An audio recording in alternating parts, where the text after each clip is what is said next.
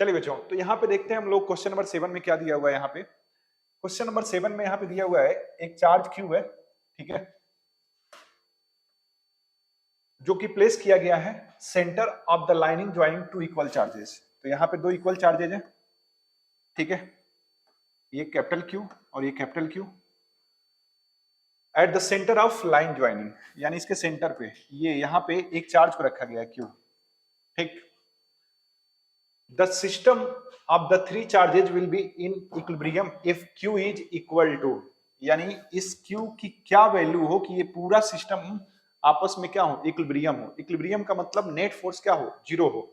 तो यानी अगर हम बोले कि इस पे, इस वाले पे इस चार्ज के द्वारा कितना फोर्स लगेगा और इस पे जितना फोर्स इस वाले चार्ज की वजह से कितना फोर्स लगेगा, दोनों फोर्स को मिलाएंगे तो यहाँ पे नेट फोर्स कितना होना चाहिए, जीरो।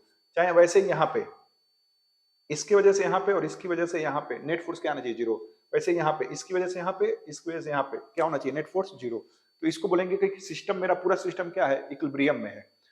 तो सबसे पहले यहाँ पे पूछा है कि इसकी वैल्यू कितनी होगी, तो हम निकाल लेते हैं। तो मान लेते हैं इस वाले चार्ज पे इसके द्वारा कितना फोर्स लगेगा, तो लिख लेते हैं। यहाँ पे कितना डिस्टेंस दिया हुआ है, यहाँ पे मान लेते हैं ये डिस्टेंस कितना है, आर है। कितना डिस्टेंस है, आर, ठीक। तो अब इसके द्वारा यहाँ पे फोर्स जो लगेगा वो लिख सकते हैं क्या, हम सबसे पहले नेट फोर्स ऑन चार्ज ये क्यू पे, इस वाले क्यू पे कितना होना चाहिए, जीरो, ठीक है। तो यहाँ पे इस चार्ज की वजह से यहाँ पे फोर्स क्या लगेगा, F due to small Q plus F इस कैपिटल क्यू की वजह से कितना होना चाहिए, जीरो। अब ये हो जाएगा एफ, यहां पे सॉल्व करेंगे तो फोर्स का फार्मूला के, और ये इन दोनों के बीच में क्यू क्यू, और इनके बीच में ये सेंटर पे लाई कर रहा है, तो ये कितना हो जाएगा, आर बाई टू का whole square plus F Q. अब इन दोनों के बीच में, इसके और इसके बीच में देखेंगे, ठीक है, इनके बीच में जो फोर्स लगेगा वो लगेगा के क्यू का स्क्वायर अपॉन आर का स्क्वायर, तो ये कितना हो जाएगा, जीरो, ठीक है। इसको सॉल्व करेंगे तो देखिए यहां से के चला जाएगा और इस क्यू से एक क्यू चला जाएगा, तो यहाँ पे बचेगा 4, आर बाई टू को लिख सकते हैं, 2 का स्क्वायर कर देंगे तो 4 हो जाएगा, ऊपर चला जाएगा, ये हो जाएगा क्यू अपॉन ये कितना हो जाएगा, ये हो जाएगा आर स्क्वायर प्लस यहाँ पे सिर्फ क्यू बचा होगा, क्यू अपॉन आर स्क्वायर, ठीक, Q upon R square is equal to zero. इसको उधर लेके चले जाते हैं, 4q is equal to 4q R square is equal to minus Q upon R square, R square से आर स्क्वायर चला जाएगा, तो q की वैल्यू कितनी आएगी, माइनस क्यू बाई 4, ठीक है। तो q की वैल्यू कितनी आ गई, माइनस क्यू बाई 4। कौन सा आंसर होगा, ए वाला होगा, ठीक है। तभी सिस्टम मेरा क्या होगा, इक्विलिब्रियम में होगा, तीनों चार्जेस। आते हैं नेक्स्ट क्वेश्चन पे। नेक्स्ट क्वेश्चन इसमें क्या दिया हुआ है, कुछ पॉइंट चार्ज में दिए हुए हैं, ठीक है। यहाँ पे पॉइंट चार्ज दिए हुए हैं, कहां कहां पे प्लेस हुए हैं, ये देखिए, ये x इज इक्वल टू 0 है, ठीक, ये x is equal to a है, x is equal to 2a है, ये प्लस 4q है, ये माइनस q है, और ये प्लस 4q, ठीक है। कह रहा है then only minus q is in stable equilibrium, all the charges are in stable equilibrium, all of the charges in unstable equilibrium, none of the charge in equilibrium। तो देखिए सबसे पहले अगर इक्विलिब्रियम की बात करें तो सभी चार्ज क्या होना चाहिए, नेट फोर्स सभी पे क्या होना चाहिए, जीरो। चाहे इसके बीच का देखें, अगर मान लीजिए इस वाले पे देखें तो इसकी वजह से यहाँ पे और इसकी वजह से यहाँ पे जो फोर्स लगेगा दोनों का सम क्या होना चाहिए, जीरो। ऐसे यहाँ पे देखें तो इसकी वजह से यहाँ पे और इसकी वजह से यहाँ पे जो फोर्स लगेगा क्या हो जाएगा, सम जीरो होना चाहिए। और यहाँ पे अगर देखें तो इसकी वजह से यहाँ पे और इसकी वजह से यहाँ पे क्या होना चाहिए, जीरो होना चाहिए, तो ये जीरो ही आएगा, ठीक है। इसको अगर आप सॉल्व करेंगे सबके बीच में, अगर यहाँ पे देखेंगे तो इसकी वजह से यहाँ पे और इसकी वजह से यहाँ पे, तो यहाँ पे नेट फोर्स क्या आ जाएगा, जीरो ही आएगा सॉल्व करने पे, ठीक है। अब एक हम लोग देख लेते हैं यहाँ पे, जैसे इसको अगर हम लेते हैं इसकी वजह से यहाँ पे और इसकी वजह से यहाँ पे, तो कितना फोर्स आएगा देख लेते हैं, जीरो ही आएगा। देखिए अगर हम इनके बीच का दूरी देखें तो a है, तो फोर्स हो जाएगा k 4q माइनस q और ये कितना हो जाएगा a का स्क्वायर, ठीक है, प्लस यहां पे ये हो जाएगा मेरा k और ये हो जाएगा 4q, ये हो जाएगा -q और यहां पे दूरी कितनी हो जाएगी a का स्क्वायर, ठीक है। तो ये वाला चार्ज इसको क्या करेगा, ये वाला चार्ज इसको इस पे फोर्स किधर लगाएगा, ये वाला माइनस वाले चार्ज को अपनी तरफ बुलाएगा और ये वाला इसको अपनी तरफ बुलाएगा, तो दोनों का डायरेक्शन क्या हो गया, अलग अलग है, ठीक है। तो यहाँ पे अगर माइनस साइन रख देंगे तो देखिए जीरो ही आएगा, दोनों का मैग्नीट्यूड देखें ये हो जाएगा, या माइनस साइन हटा दीजिए, चार्ज पे क्या करें, माइनस साइन अगर हम हटा देते हैं तो ये हो जाएगा मेरा, सिर्फ मैग्नीट्यूड को देखते हैं तो ये 4q और ये हो जाएगा q और ये हो जाएगा मेरा कितना, इनके बीच की दूरी a का स्क्वायर और माइनस कर देते हैं, दोनों अपोजिट डायरेक्शन में लग रहे हैं तो ये हो जाएगा 4q और इसका सिर्फ मैग्नीट्यूड ले रहा है q, तो ये कितना हो जाएगा दूरी a स्क्वायर, तो ये कितना आएगा, जीरो ही आएगा नेट फोर्स। इसको सॉल्व करेंगे तो यही आएगा, देखिए दोनों का मैग्नीट्यूड क्या है, सेम है, तो यहाँ पे क्या आ जाएगा जीरो। ऐसे यहाँ पे निकालेंगे तब भी जीरो आएगा, यहाँ पे निकालेंगे तब भी क्या आएगा, जीरो ही आएगा। तो अगर हम इसको डिस्प्लेस करते हैं, चाहे इस वाले को डिस्प्लेस करते हैं वर्टिकली चाहे हॉरिजेंटली, तो ये अपने वापस उसी पोजीशन में नहीं आ पाएंगे, चाहे इसको हम लोग डिस्प्लेस करते हैं, ठीक है, चाहे इधर, तो ये भी अपने पोजीशन पर नहीं आएगा। इसको अगर ऊपर करते हैं तो ये वापस आएगा, लेकिन इधर अगर करेंगे, इधर करें चाहे इधर करें तो नहीं आ पाएगा, ठीक है। तो हम बोल सकते हैं क्या, इसका आंसर क्या हो जाएगा, तो ये आंसर हो जाएगा इसका C, all of the charges are in unstable equilibrium, ठीक है। तो आंसर क्या हो जाएगा इसका, आंसर हो जाएगा सी वाला, ठीक है। देखते हैं नेक्स्ट क्वेश्चन। नेक्स्ट क्वेश्चन क्या दिया हुआ है, an electron fall from rest to a vertically height h in uniform and vertically upward directed electric field E। तो पहले केस में क्या बोल रहा है कि यहाँ पे इलेक्ट्रिक फील्ड का डायरेक्शन अपवर्ड है, ठीक है, और एक इलेक्ट्रॉन को फॉल कर रहे हैं, तो इस पे फोर्स किधर लगेगा, इलेक्ट्रॉन पे फोर्स नीचे लगेगा, क्योंकि देखिए फील्ड के जब भी कोई निगेटिव चार्ज होता है तो जिधर फील्ड का डायरेक्शन होता है उसके अपोजिट में फोर्स लगता है, ठीक है। तो एफ इधर लगेगा, ठीक। अब और mg की बात करें तो mg भी किधर लगेगा, नीचे ही लगेगा, तो ये किसके लिए हो गया, इलेक्ट्रॉन के लिए, फॉर इलेक्ट्रॉन। आते हैं प्रोटॉन के लिए, फॉर प्रोटॉन। यहां पे बोला है कि प्रोटॉन को जो फॉल किया जा रहा है वो भी रेस से in it through the same vertical distance h, अच्छा ठीक है, the time of fall electron comparison to the time of fall of proton, ठीक। तो अब हम लोग प्रोटॉन की बात करते हैं, ठीक है, तो ये भी h हाइट से ही प्रोटॉन की बात करते हैं और प्रोटॉन, ठीक। प्रोटॉन की बात करेंगे तो बोल रहा है द डायरेक्शन ऑफ रिवर्स, तो अभी फील्ड का डायरेक्शन ऐसे हो गया,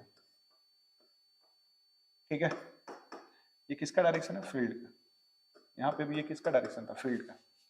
अब यहाँ पे प्रोटॉन को हम लोग फॉल करा रहे हैं, तो मान लेते हैं प्लस में, ठीक।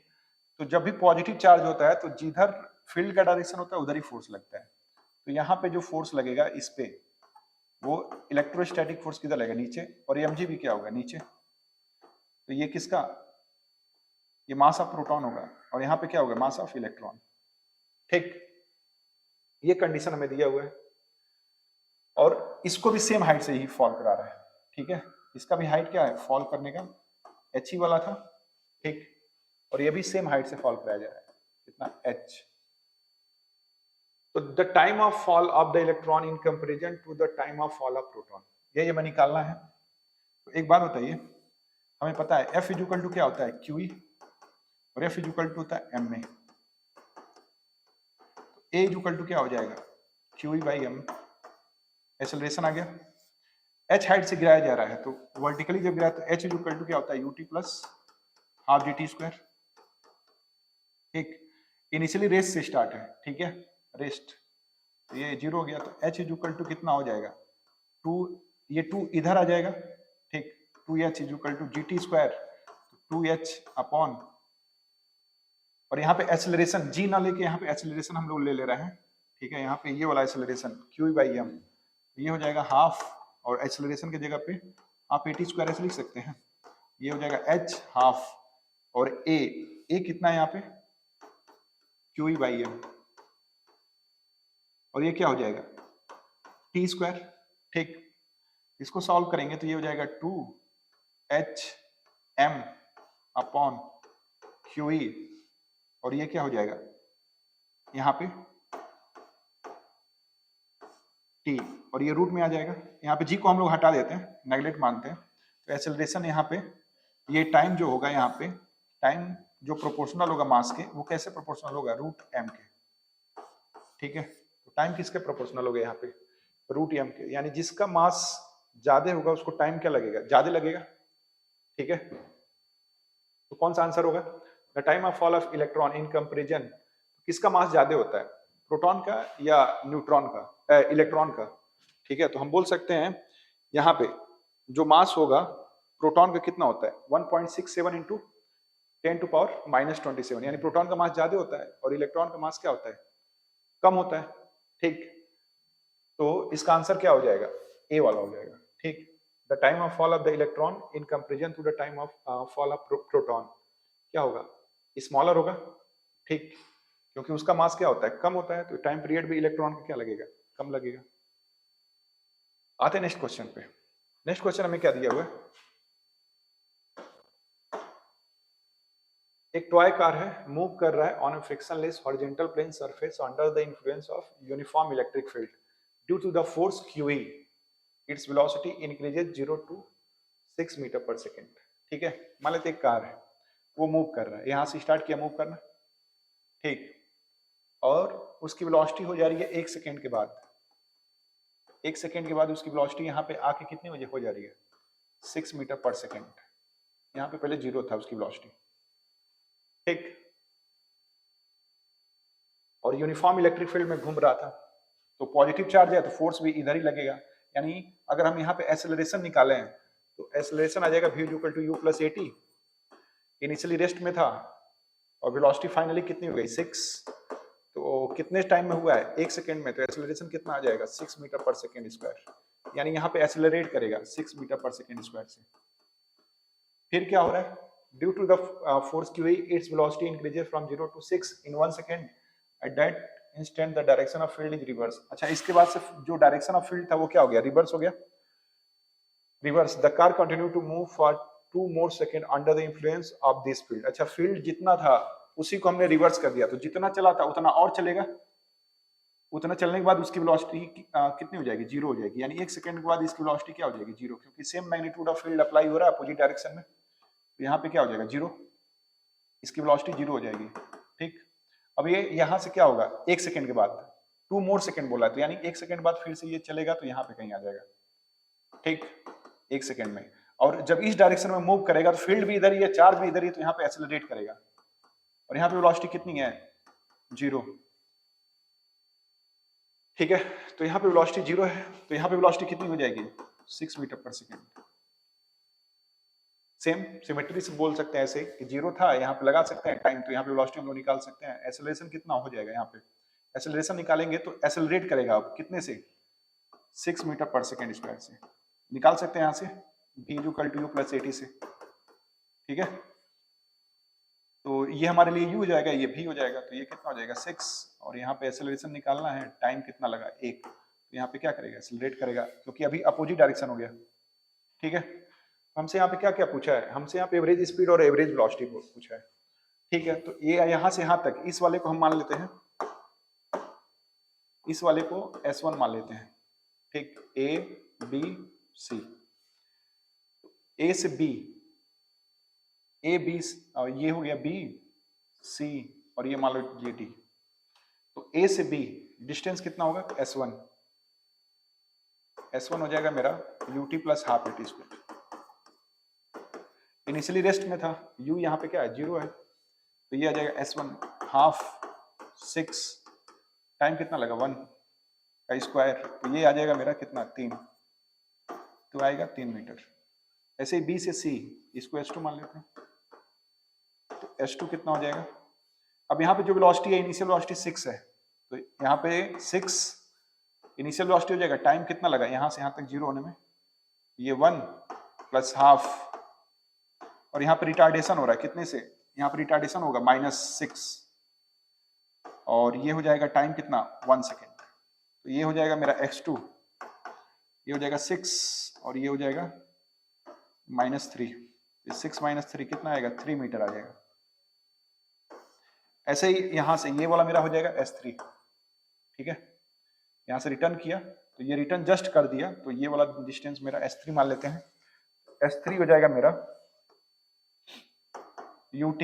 अब हमारी वेलोसिटी ये वाली हो जाएगी तो ये 0 हो गया तो UT और एक्सेलरेट कर रहा है इधर हाफ AT² अपोजिट डायरेक्शन, ये 0 S3 हाफ एक्सेलरेशन कितना है 6 ही होगा और टाइम कितना लगा 1 का स्क्वायर, तो ये भी कितना आएगा 3 ही आएगा, ठीक। तो अगर एवरेज स्पीड की बात करें तो एवरेज स्पीड होता है total distance upon total time taken. Total distance कितना होगा यहाँ पे, टोटल डिस्टेंस हो जाएगा मेरा 3 + 3 + 3, ठीक है। तो ये मेरा आ जाएगा 9, ठीक। तो ये हो जाएगा 9 और टोटल टाइम कितना दिया है 0 to 3 सेकेंड, तो ये 3 हो जाएगा, तो ये कितना आएगा 3 मीटर पर सेकेंड। ऐसे ही डिस्प्लेसमेंट देखें तो डिस्प्लेसमेंट यहाँ से यहाँ तक, ठीक, तो चला था फिर वापस आ गया तो डिस्प्लेसमेंट मेरा इतना ही होगा। तो ये यहाँ से यहाँ तक 6 हो गया, ये 3 हो गया, तो डिस्प्लेसमेंट कितना हो जाएगा 3। तो यहाँ पे अगर हम बोलें एवरेज वेलोसिटी हो जाएगी मेरी टोटल डिस्प्लेसमेंट कितना हो गया 3 और टाइम भी कितना दिया 3, तो ये हो जाएगा 1 मीटर पर सेकेंड। तो 3 और 1 आएगा आंसर। किसमें 3 और 1, इसमें बी वाले में, तो आंसर क्या हो जाएगा बी, ठीक है। आते नेक्स्ट क्वेश्चन पे। Particle of mass m charge q is placed at rest in uniform electric field E and then release the kinetic energy। तो एक इसमें बोल रहा है कि एक चार्ज मतलब एक पार्टिकल को हम लोग इलेक्ट्रिक फील्ड में मूव करा रहे हैं, ठीक है। तो एक पार्टिकल है मास m है, चार्ज उस पे q है और यूनिफॉर्म इलेक्ट्रिक फील्ड में मूव करा रहे हैं। ऐसे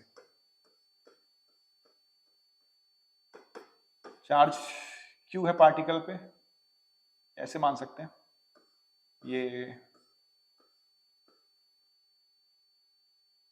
ये पार्टिकल है, इस पे चार्ज q है, मास m है, ठीक है। तो इधर ही एक्सेलरेट कर रहा है, ठीक। फील्ड के डायरेक्शन में क्या लगेगा फोर्स लगेगा, इस पे फोर्स इधर ही लगेगा। तो एक्सेलरेट कर रहा है और एक्सेलरेशन हम लोग जानते हैं कितना होता है, अभी निकाले थे, A = क्या होता है QE/m होता है, ठीक। तो यहां से हम लोग v² निकाल लेते हैं, v² = u² + 2as, ठीक। तो रेस से स्टार्ट हुआ है तो इसकी वैल्यू क्या हो जाएगी, ये चला जाएगा, v² = 2 एक्सेलरेशन क्या हो जाएगा QE/m और कितना चला है ये, तो ये चला है मेरा कितना y चला है, ठीक है। डिस्टेंस यहाँ पे दिया हुआ है कितना y, तो v² आ गया। काइनेटिक एनर्जी निकाल सकते हैं, half m v² half m और v² की वैल्यू हमें दी हुई है 2 QE/m y। तो ये चला जाएगा यहाँ से यहाँ और 2 से 2 चला जाएगा, तो ये क्या आएगा QEY आएगा, क्या काइनेटिक एनर्जी, ठीक है। काइनेटिक एनर्जी क्या आ गई QEY। कौन सा आंसर होगा, ए वाला आंसर होगा, ठीक। आते हैं नेक्स्ट क्वेश्चन पे।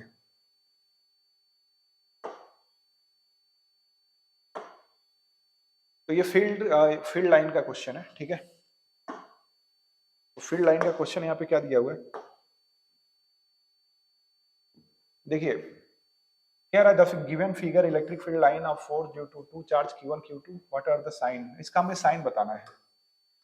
तो +q जब रहता है तो फील्ड लाइन निकलती है, बाहर निकलती है, जब -q रहता है तो आती है।